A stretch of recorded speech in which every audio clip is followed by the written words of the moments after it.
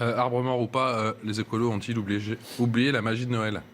Non, mais ils ont oublié plus que ça. En fait, il y a beaucoup de gens. Alors bon, évidemment, la première réaction de tout le monde, c'est de rire à ce qui ressemble fortement à de la bêtise. Mais si on met ces décisions les unes à la suite des autres, ça commence à ressembler à une bêtise qui est un petit peu totalitaire et un petit peu inquiétante. En fait, je vais juste revenir sur trois choses que des maires écolos ont décidé ces derniers temps. Donc on a... Donc pas seulement sur Bordeaux.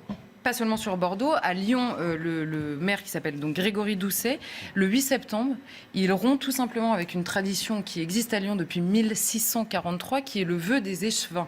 Et si en plus il s'était un peu penché sur l'histoire, à l'époque, donc ça se passe dans la basilique de Fourvière, qui est très connue à Lyon, et à l'époque c'était un vœu qui était fait à la Sainte Vierge parce que il y avait une épidémie de peste qui avait touché Lyon, et à l'époque une population qui avait une ferveur extrêmement populaire, s'était adressée à Sainte Vierge. La peste se termine et donc commence un vœu. Et de tradition, tous les maires qui n'étaient pas tous des catholiques hystériques ont poursuivi cette tradition à travers les siècles où le maire se rend à la basilique de Fourvière pour renouveler ce vœu. Or, le maire arrive et dit, dans ma conception de la laïcité, c'est terminé. En fait, je laisse ça aux croyants, sachant que tous les Lyonnais participent de ce renouvellement des vœux. Et typiquement, sur ce terrain-là, il dit, dans ma conception de la laïcité, bon, outre le fait que le lendemain matin, il posait la première pierre de la future mosquée de la ville et que là, apparemment, sa conception de la laïcité n'entrait pas en jeu.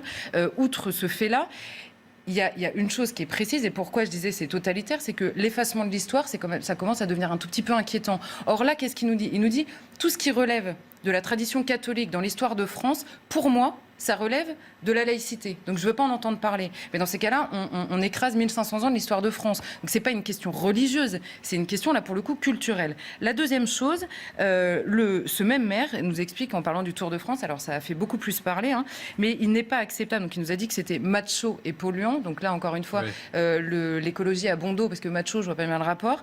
Macho, c'est par rapport, bien sûr, aux Je sais bien, mais c'est pour vous dire que ça va beaucoup plus loin. Et la célèbre caravane du Tour qui rameute pas mal de gens sur Exactement. les et il nous dit il n'est plus acceptable d'avoir des grandes manifestations sportives dont la priorité n'est pas de se poser la question de leur empreinte. Mais alors, si la première priorité de tout dans nos vies, si la priorité du sport, ça doit être l'empreinte écologique, ça va devenir compliqué, parce que là, il parle quand même du Tour de France, qui est non seulement la manifestation probablement la plus populaire, mais en plus qui célèbre le vélo, dont ils sont tous absolument hystériques chez Europe Écologie Les Verts. Donc je n'ose même pas imaginer ce qu'il va nous dire pour les courses de Formule 1. La deuxième chose, et après effectivement il y a cette question d'arbres morts. Alors il y a beaucoup de gens qui sont amusés sur les réseaux sociaux à lui dire, je ne sais pas si vous êtes au courant, mais votre bureau ou le parquet de la mairie est également fait avec des arbres morts. C'est une manière amusante et en plus assez vraie de lui répondre. Mais au-delà de ça, là encore une fois, une phrase absolument magique, il nous dit ce n'est pas du tout notre conception de la végétalisation. Mais il va peut-être falloir lui expliquer qu'un arbre de Noël n'est pas un projet de végétalisation, mais bien un projet pour Noël, pour célébrer la fête de Noël, qui est quand même un tout petit peu importante en France. Donc, je passe sur toutes ces mairies qui rebaptisent des mots, j'en ai noté juste une seule, c'est Éric Piolle, dont on parlait tout à l'heure à Grenoble, qui a rebaptisé son adjoint à la sécurité dans la mairie, qui l'a appelé adjointe à la tranquillité publique et au temps de la ville.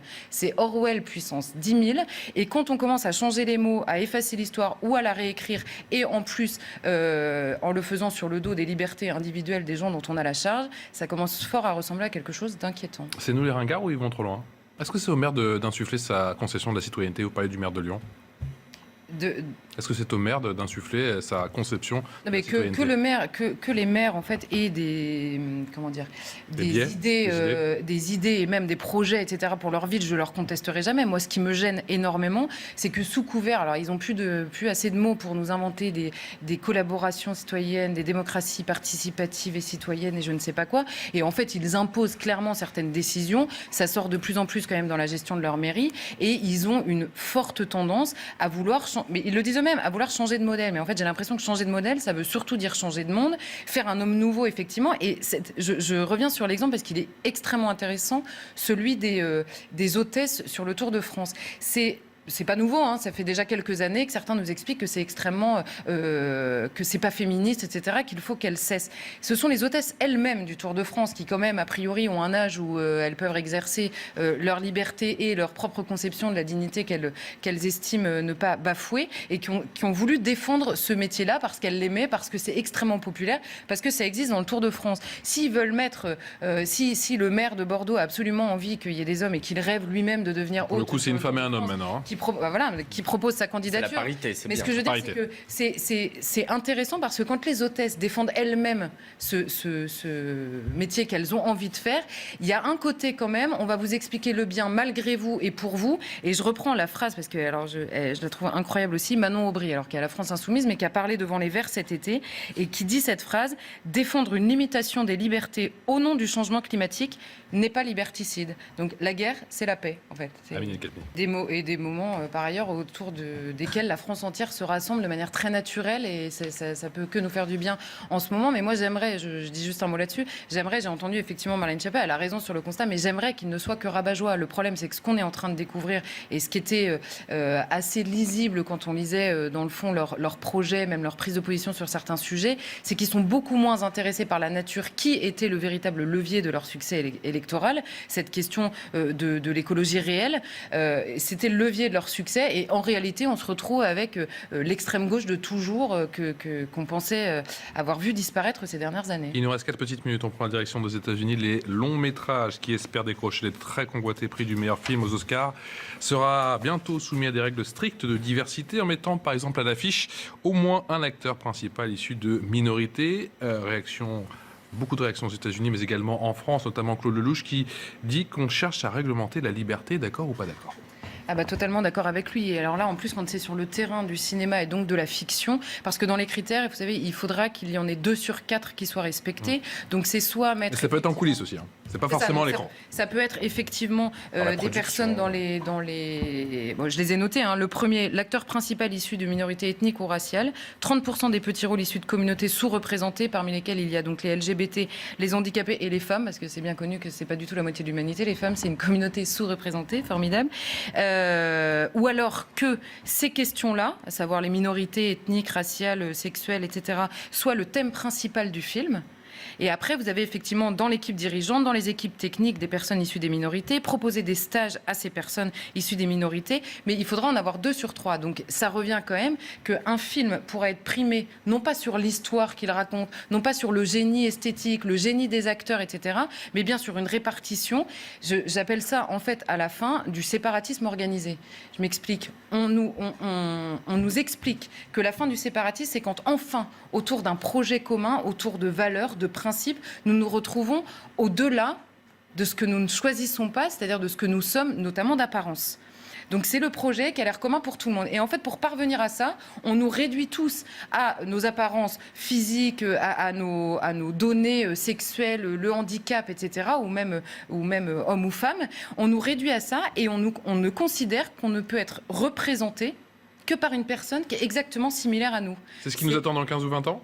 Et alors moi, ce qui m'inquiète énormément, c'est qu'on pourrait se dire finalement, vu l'histoire des États-Unis et leur obsession sur ces sujets-là, et leur obsession pour le coup qui historiquement s'explique infiniment mieux que chez nous, on pourrait se dire ça va rester aux États-Unis. Sauf que on a quand même une cérémonie des Césars il y a quelques mois pendant lesquelles une actrice, Aïssa Maïga pour ne pas la nommer, a compté les noirs dans la salle. Donc effectivement, exactement sur ce principe-là. Et peut-être encore plus inquiétant et plus récent, on a récemment une actrice, Marina Foïs, qui se fait prendre à partie sur un plateau de télévision par des gens qui lui expliquent que ce qui est mis en scène dans le film dans lequel elle joue est passible de 2 ans d'emprisonnement. Alors pardon, mais si le cinéma ne doit plus jamais représenter quelque chose d'illégal, on va se faire chier, hein, pour le dire très simplement, quoi.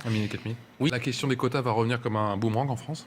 Bah, c'est ça le problème. Bon, moi, les quotas, je supporte pas l'idée. En fait, je vois bien que parfois, pour le coup, par pragmatisme, on se dise bon bah voilà, il faut un peu pousser les choses. Mais en fait, l'idée, je vais prendre mon exemple personnel, l'idée d'être là parce que je suis une femme plutôt que parce que j'ai des choses a priori à dire, mais absolument insupportable. Or là, on voit que ça n'est que ça. On ne prend et en fait, c'est tellement flagrant sur le milieu, sur le terrain du cinéma et de la récompense. Avoir un Oscar, c'est pour la magie du film. Or, enfin, la beauté du film, le côté génial, le jeu des acteurs. Et là, on va rendre un Oscar parce parce qu'il y aura une personne comme ça ici, une personne comme ça là, etc. Enfin, c'est la fin. En fait, là où c'est quand même les manières américains savent déjà comment ils vont contourner tout ça, en fait. Hein. Ils ont expliqué que vous allez prendre tel stagiaire formé, rémunéré. Mais ça, c'est l'apothéose de l'hypocrisie. Vous savez, c'est exactement comme au moment du mouvement Black Lives Matter, où on a vu toutes les multinationales qui traitent avec tous les pays sans jamais se soucier du prix, de savoir si des enfants travaillent, etc. Il y a énormément d'histoires qui sont sorties, mais ils n'avaient pas de mots assez forts pour condamner, pour s'associer au mouvement planétaire. Donc ça, que les géants... d'un célèbre équipementier.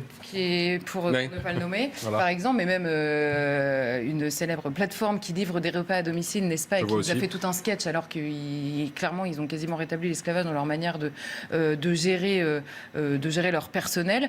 Donc, d'abord, il y a effectivement cette question de la morale, ou plutôt d'une espèce de moraline ultra subventionnée de gens qui expliquent du matin au soir combien leur vertu est grande. Mais il y a aussi une entreprise idéologique évidente. Quand on vous dit, soit vous embauchez ces gens-là, soit c'est le sujet de votre film. Non mais... Déjà, ça veut dire que c'est la même chose. Donc, c'est pas tellement l'embauche de ces gens-là qui les intéresse. C'est l'idéologie diversitaire, on va dire, qui est déjà en plus assez prégnante dans ces milieux-là et qui va nous être imposée. Or, un cinéma à qui on impose des critères idéologiques ou politiques pour réussir, c'est pas très rassurant, en fait. Moi, je connais beaucoup de gens